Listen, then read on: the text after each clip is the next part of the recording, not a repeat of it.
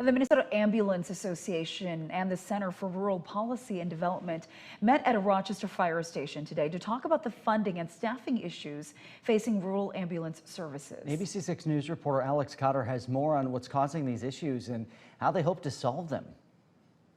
Inflation and staffing shortages have impacted nearly every industry, and that's been the case for rural emergency services for nearly 2 decades now. Our urgency has become an emergency. Dodge County Ambulance Director Angie Jarrett says her department and others like hers haven't received financial help they need from the federal government.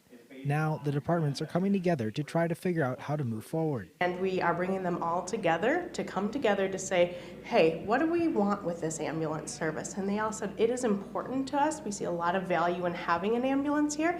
Jarrett says roughly 70% of the patients they see are on Medicare or Medicaid, which are federally funded. That funding and return on cost of services hasn't changed in 2 decades. So when those patients are billed, the EMS services are only receiving about 40% of the total cost, which is causing significant funding and financial issues that can only be changed by lawmakers. We need Medicare reimbursements increased.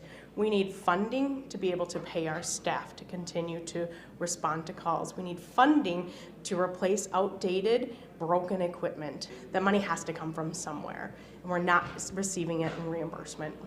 Congressman Brad Finstad attended the discussion and said this issue goes well beyond politics. When you're in trouble and you dial 911, you just expect to have that help, and that help comes from our neighbors and our friends and those that are volunteering. Adding he's going to look for any opportunity he can to make changes to EMS funding at the federal level. According to the U.S. Department of Labor inflation calculators, since 2002, inflation is up nearly 65%.